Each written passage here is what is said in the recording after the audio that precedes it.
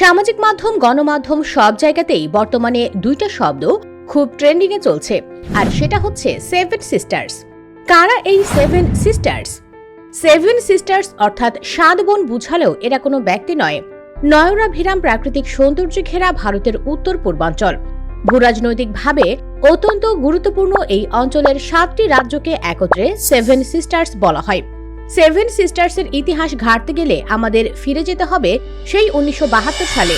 সে বছর ত্রিপুরার একজন বিখ্যাত সাংবাদিক জ্যোতি প্রকাশ সাইকিয়া একটি রেডিও টক শোতে ভারতের অরুণাচল প্রদেশ, মেঘালয়, আসাম, মণিপুর, মিজোরাম, নাগাল্যান্ড ও ত্রিপুরা রাজ্যকে সেভেন সিস্টার্স নাম দেন। এই 7টি রাজ্যের ওপরে তিনি একটি বইও লেখেন, যার নাম ল্যান্ড অফ সেভেন সিস্টার্স। মূলত এরপরই এই নামটি জনপ্রিয়তা অর্জন করে। 1947 সালে যখন জাতিতত্ত্বের ভিত্তিতে ভাগ হয়, তখন ভারতের বঙ্গপ্রদেশের পূর্ববঙ্গ ভারতেরই আসামের সিলেটকে নিয়ে পাকিস্তানে যোগ দেয়। যোগ দেওয়ার কারণ ছিল পূর্ব ভারতের এই দুটি অঞ্চল ছিল মুসলিম অধ্যুষিত অঞ্চল। হিন্দুরা ছিল 30 ভাগ এবং মুসলমানরা প্রায় 70 ভাগ। ভারত থেকে যখন পূর্ববঙ্গ বিচ্ছিন্ন হয়ে পড়ে, তখন সিলেটকে নিয়ে উত্তর পূর্ব ভারতের সাথে পূর্ববঙ্গ হয়ে ভারতের অন্যান্য রাজ্যে যাওয়ার আগের সব সংযোগ বাদ হয়ে যায়, কারণ পূর্ববঙ্গ পাকিস্তানের প্রদেশ পূর্ব পাকিস্তান হয়ে যায়। পূর্ববঙ্গের সাথে উত্তর পূর্ব ভারতের সকল রেল সংযোগ বাতিল হয়ে যায়। উত্তর পূর্ব ভারতের সাথে মূল ভারতের সংযোগ বলতে শুধু পূর্ববঙ্গ ঘেঁষা মুরগির ঘাড়ের মতো একটি ছোট পথ ছাড়া অন্য কোনো সংযোগ থাকে না।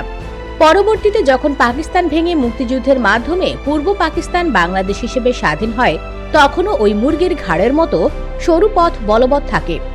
এখানে বলে রাখা ভালো যে পশ্চিমবঙ্গ বাংলাদেশের সীমান্তে হলেও উত্তর পূর্বাঞ্চলে অবস্থিত না হওয়ায় এটি কিন্তু সেভেন সিস্টার্সের বাইরের রাজ্য। ভৌগোলিক এবং কৌশলগত কারণে সারা বছরই আলোচনার কেন্দ্র থাকে সেভেন সিস্টার্স নিয়ে ভারতের অস্থিরতা। বহু রাজনৈতিক বিশ্লেষক মনে করেন উত্তর পূর্বাঞ্চলের এই 7টি রাজ্য কখনোই ভারতের অন্তর্ভুক্ত ছিল না। বিভিন্ন সময়ে এই রাজ্যগুলোর স্বাধীনতাকামী সংগঠনগুলোর তৎপরতা লক্ষ্য করা যায়। সেভেন সিস্টার্স এর এই অঞ্চল সমূহ কখনোই ভারতের কোনো অংশ বা ভারতের কোনো অধীনস্থ অঞ্চল হিসেবে ছিল না। ভারতের সাথে যুক্ত হবার পূর্বে এদের সকলেই তাদের নিজেদের প্রত্যক্ষ বা পরোক্ষ শাসন ভোগ করত।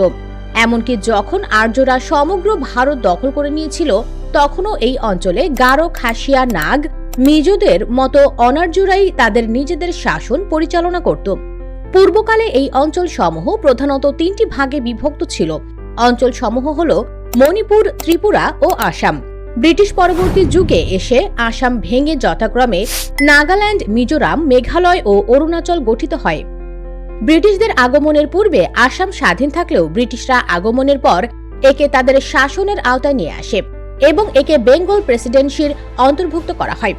ভারত স্বাধীনতার পর ভারতের একটি স্বতন্ত্র প্রদেশ হিসেবে আসামকে মর্যাদা দিয়ে ভারতের অন্তর্ভুক্ত করে রাখা হয়। মণিপুর রাজ্য ভারতের অন্তর্ভুক্ত হবার পেছনে কাহিনী হল, প্রথম বিশ্বযুদ্ধের সময় মণিপুরী রাজা বার্মা কর্তৃক আক্রান্ত হতে পারেন। এই ভয়ে ব্রিটিশ শাসকদের সাহায্য কামনা করেন। ফলে এতদিন ধরে ব্রিটিশরা মণিপুর অধিকার করতে না পারলেও এই সুযোগে মণিপুরকে ব্রিটিশ শাসনের অধীনে নিয়ে আসে। কিন্তু এ সময় তারা ব্রিটিশদের কাছ থেকে স্বায়ত্তশাসন ভোগ করত।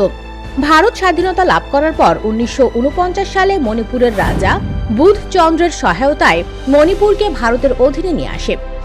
সেভেন সিস্টার্সের পার্বত্য অঞ্চলের জনবসতি। মুঘলদের শাসনের শেষের দিক থেকেই ত্রিপুরা নিজেদের শাসন ভোগ করে আসছিল। ব্রিটিশদের সময়কালেও ত্রিপুরা মহারাজা এই অঞ্চলে শাসন পরিচালনা করতেন, কিন্তু এ সময় ব্রিটিশদের সাথে তাদের সমঝোতা গড়ে ওঠে।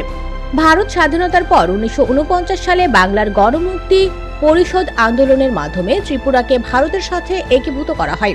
1962 সালে একীভূত অঞ্চল হিসেবে ভারতের কেন্দ্র হতে শাসিত হতে থাকে। সর্বশেষ 1972 সালে তাদেরকে প্রদেশের মর্যাদা দান করা হয়।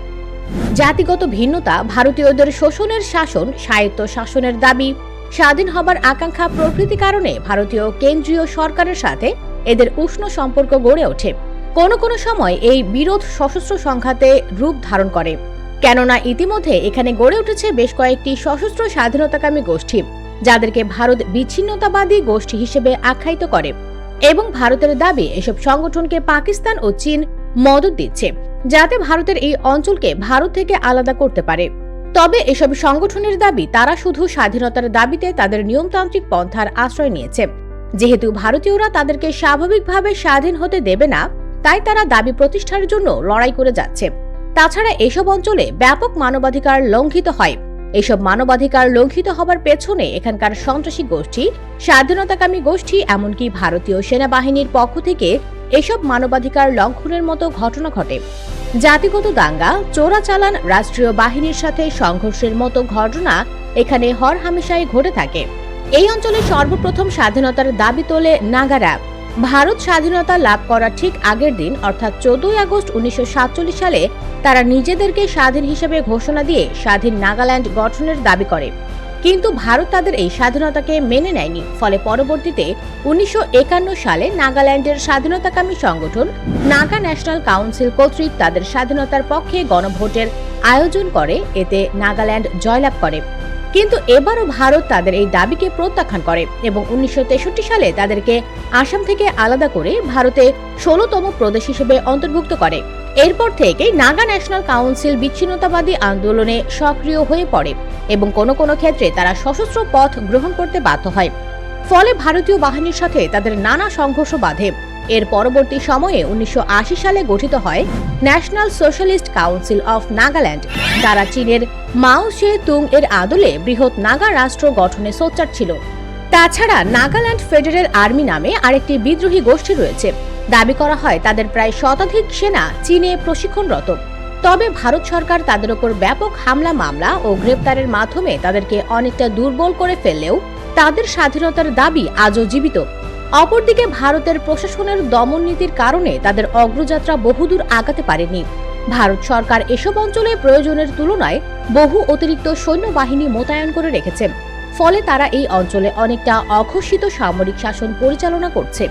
এই অঞ্চলের জাতীয়তাবাদী চেতনাকে ধ্বংস করার জন্য প্রশাসন কর্তৃক নানা রকম সুবিধা প্রদান করে ভারতের অন্য সমতল অঞ্চল থেকে এখানে জনসংখ্যা স্থানান্তর করে নতুন বসতি স্থাপন করা হচ্ছে। এসব নতুন অধিবাসী ও সেনাবাহিনীর যৌথ নির্যাতনের শিকার হচ্ছে এসব অঞ্চলের স্থায়ী অধিবাসীরা। ফলে অনেক বিদ্রোহী গোষ্ঠী বাধ্য হয়ে সরকারের সাথে শান্তি চুক্তি করছে। এসব প্রতিবন্ধকতা সত্ত্বেও বহু স্বাধীনতাকামী গোষ্ঠী তাদের সংগ্রাম চালিয়ে যাচ্ছে। প্রাকৃতিক, ভূরাজনৈতিক, ভৌগোলিক ইত্যাদি কারণে বেশ গুরুত্বপূর্ণ হওয়ায় ভারত কখনোই নিজস্ব অখণ্ডতা ভেঙে 7 সিস্টার্সের স্বাধীনতা চায়নি। ওইদিকে উত্তর পূর্বাঞ্চলীয় এই রাজ্যগুলোর কাছে আদর্শ 1971 সালে পাকিস্তান থেকে স্বাধীনতা অর্জন করা বাংলাদেশ। রাজনৈতিক বিশ্লেষকরা মনে করেন ভারত এই কারণেই বাংলাদেশের উন্নয়নে খুব একটা গভীর অবদান রাখছে না। পক্ষে বিপক্ষে মতবাদ সকল বিষয়েই ছিল, থাকবে। আমরা শুধু শান্তিময় উন্নত পৃথিবীর প্রত্যাশা করছি। বন্ধুরা, ভিডিওটি ভালো লেগে থাকলে লাইক, কমেন্ট এবং সাবস্ক্রাইব করে আমাদের পাশেই থাকবেন। ধন্যবাদ।